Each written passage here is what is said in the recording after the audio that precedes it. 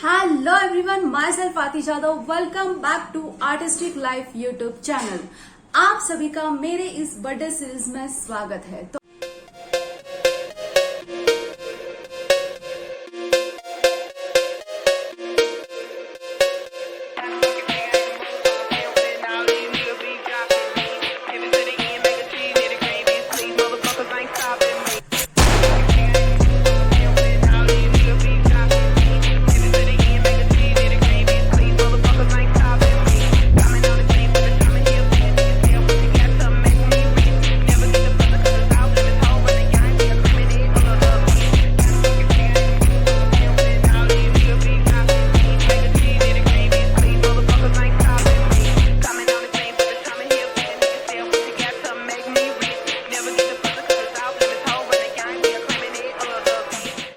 आज का वीडियो होने वाला है गुजरात की आइटिनरी। आप लोगों ने गुजरात के सारे ट्रैवल ब्लॉग्स देख लिए होंगे। 8 पार्ट्स में मैंने सारे ब्लॉग्स को कवर कर लिया है। मेक श्योर कि आपने उन सभी ब्लॉग्स को बहुत अच्छे से देख लिया है। सारे ब्लॉग्स आप लोगों ने देख लिए हैं।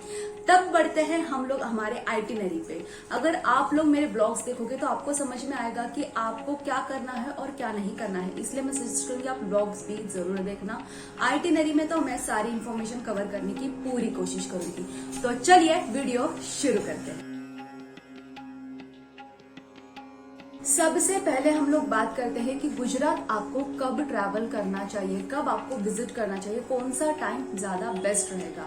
एज ऑलवेज आप लोगों को मैं बोलूंगी winter season is the best. आप लोगों ने देखा होगा हम लोग समर सीजन में गए थे और कितना हैवी टैन होके आए थे, बहुत ज्यादा सनबर्न हो गया था।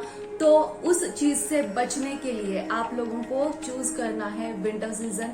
आप लोग अक्टूबर नवंबर से दिवाली के बाद से जा सकते हो अप टू फरवरी के बाद बिल्कुल नहीं जाना, क्योंकि वहां पे बहुत ज्यादा तेज धूप होती है। और जब हम लोग गए थे तब हम लोगों ने जो टेम्परेचर है वो भी देख कर गए थे, तो दैट वाज ठीक है, चल सकता है ऐसा वाला लग रहा था। लेकिन जब हम लोग एक्चुअल में वहां पर पहुंचे तो मुंबई का टेम्परेचर और वहां का temperature has a huge difference और आप लोगों को बहुत ज्यादा सनबर्न की प्रॉब्लम फेस करनी पड़ेगी। आप लोग कहीं भी जा रहे हो, रेडी होकर निकल रहे हो, 1 सेकेंड में आपको इतना पसीना आ जाएगा। इसीलिए ये चीज ना हो, जो गलती मैंने की वो मैं आपको बोलूंगी ना करे। और समर सीजन में तो गलती से भी ना जाए। और रेनी सीजन में ज्यादातर मैं अवॉइड करने की ही सजेशन दूंगी। जब हेवी रेन होती है वगैरह तब आप लोगों को रेड अलर्ट वगैरह उसके कारण सारे मंदिर बंद कर दिए जाते हैं। अगर आप लोग इतना दूर जा रहे हो और आप लोगों को प्रॉपरली दर्शन ही ना मिले, तो इस चीज को अवॉइड करने के लिए, इन सब प्रॉब्लम्स को ना फेस करना पड़े आपको, इसलिए आपको सिलेक्ट करना है विंटर सीजन। अक्टूबर टू फरवरी आप किसी भी मंथ जा सकते हो। नेक्स्ट हम लोग बात करते हैं आपको कौन कौन सी चीजें कैरी करनी है। भले आप लोग विंटर सीजन में जा रहे हो, लेकिन फिर भी मैं आप लोगों को सजेस्ट करूंगी सनस्क्रीन लेकर ही जाना। वो छोटू मोटू सनस्क्रीन नहीं, बहुत अच्छी खासी क्वांटिटी में सनस्क्रीन लेकर जाना। जो बड़े ट्यूब्स वगैरह होते हैं वो लेकर जाना, जो आपके स्किन को सूट करते हैं। आपको पता है कि ये सनस्क्रीन हमें प्रोटेक्ट कर सकते हैं, वैसे ही सनस्क्रीन आपको कैरी करने हैं अपने साथ। थोड़े बहुत स्नैक्स रख लो।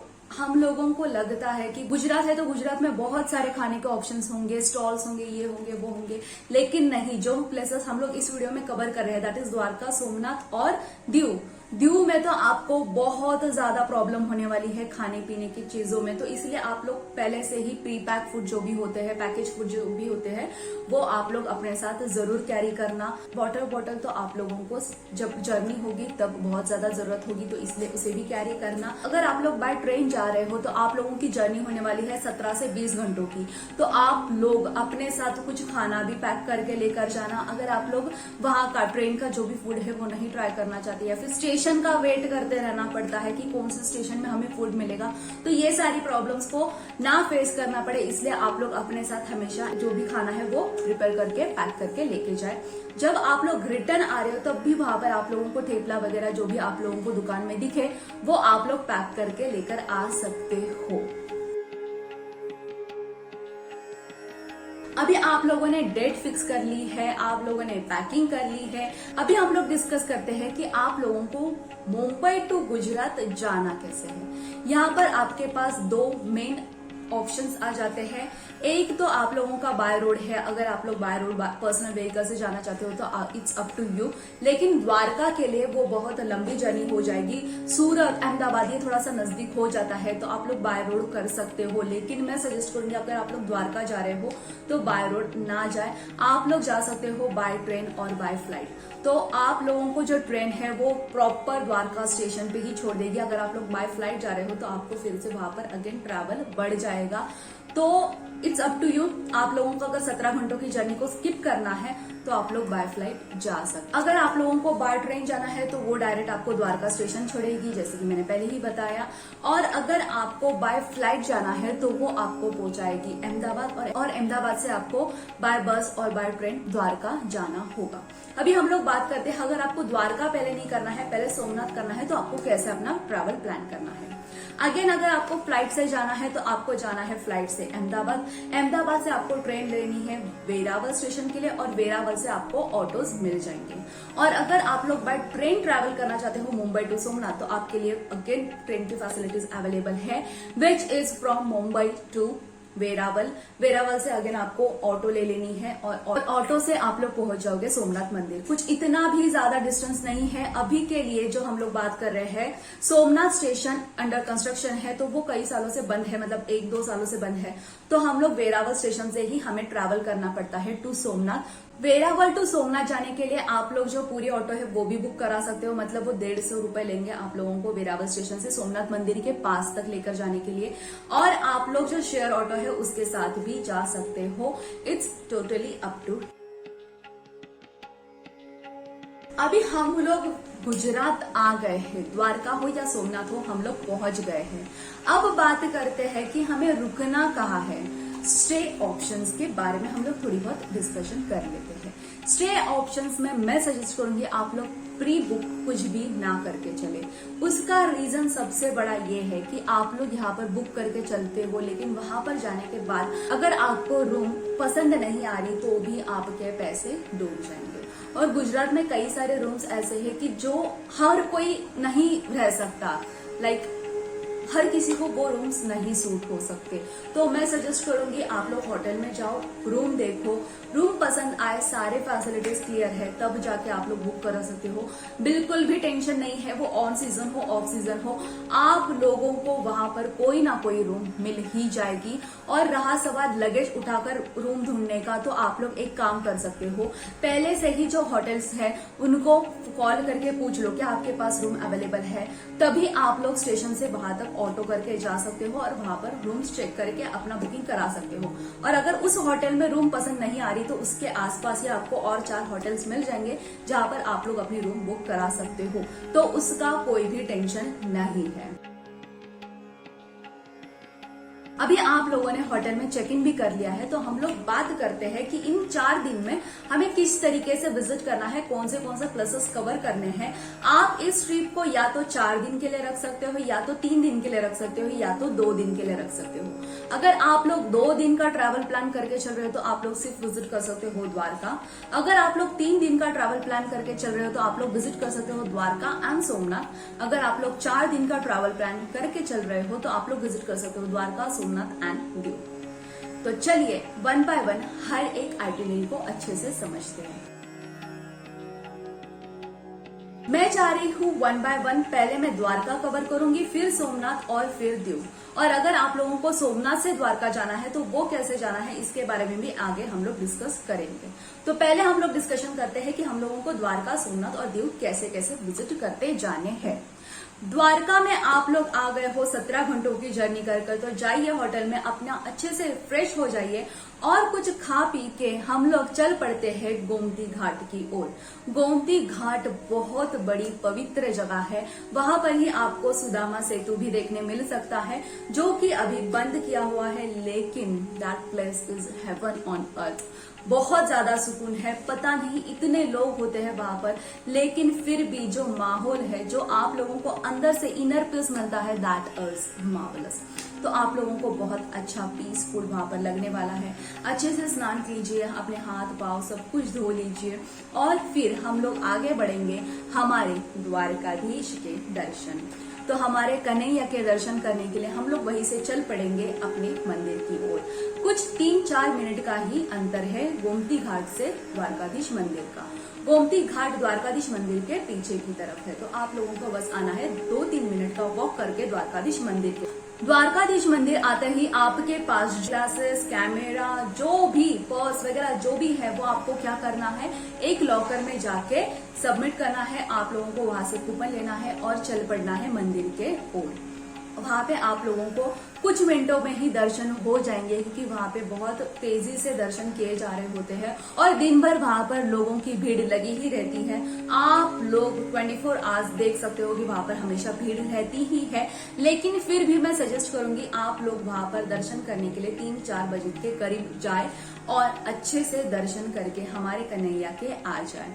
बहुत ज्यादा सुकून मिलता है उस मंदिर में भी। अगेन आप लोग वहां पर मंदिर से बाहर आते ही आपको एक वहां पर बैठने के लिए भी जगह दिखेगी। आप लोग वहां पर बैठकर बस मंदिर को देखते रहिए, आप लोगों का पूरा मन स्थिर हो जाएगा, बहुत पीसफुल लगेगा, बहुत ज्यादा प्यारा द्वारका नगरी है, हमारे कृष्णा की नगरी है। और द्वारकाधीश मंदिर दर्शन करने जाते हुए आप लोग वहां पर ही द्वार पे बहुत सारे लोग तुलसी की माला बेच रहे होते हैं। कुछ 20 रुपए की तुलसी की माला होती है, वो तुलसी की माला जरूर लेकर जाना। बाकी कुछ लेकर जाओ या ना जाओ, तुलसी की माला जरूर लेकर जाना।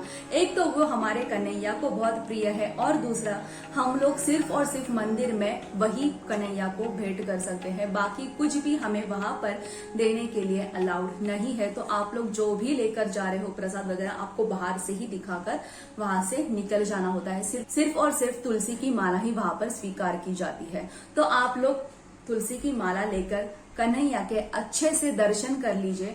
कन्हैया के दर्शन करने के बाद आसपास भी आपको कई सारे मंदिर दिखेंगे, आप लोग वहां पर भी दर्शन कर लीजिए।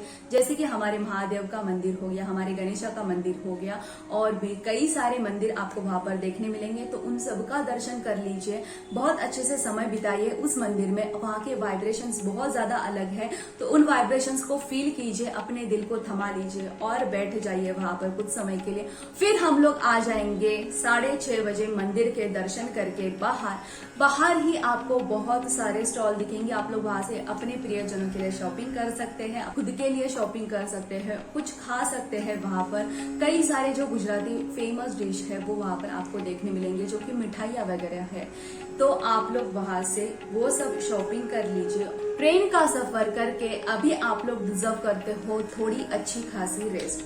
तो मंदिर से दर्शन करके अच्छी खासी शॉपिंग करके आप लोग जा सकते हो फिर से गोमती घाट सनसेट व्यू देखने के लिए। और आप लोग किसी भी रेस्टोरेंट में जाके डिनर कर सकते हो। वहां पर कई सारे रेस्टोरेंट्स के ऑप्शंस अवेलेबल है भी, लेकिन ऐसा है कि आपको एक जगह पे बहुत सारे रेस्टोरेंट दिखेंगे। आप लोग थोड़े बहुत दूरी पर आ जाओगे तो आपको वहां पर एक भी रेस्टोरेंट नहीं मिलेगा। तो जहां पे रेस्टोरेंट दिख जाए अपना भोजन कर ले और फिर उसके बाद आप लोग आ जाओगे अपने रूम में अच्छी खासी नींद लेने के लिए। पूरी बॉडी को रेस्ट दीजिए, क्योंकि आगे के और दिन हमें ट्रैवल करना है। बहुत अच्छे से हमें द्वारका नगरी को कल फिर से एक्सप्लोर करना है। अच्छी खासी रेस्ट ले लीजिए। अभी दूसरा दिन हम लोग फिर से द्वारका नगरी घूमने निकलते हैं।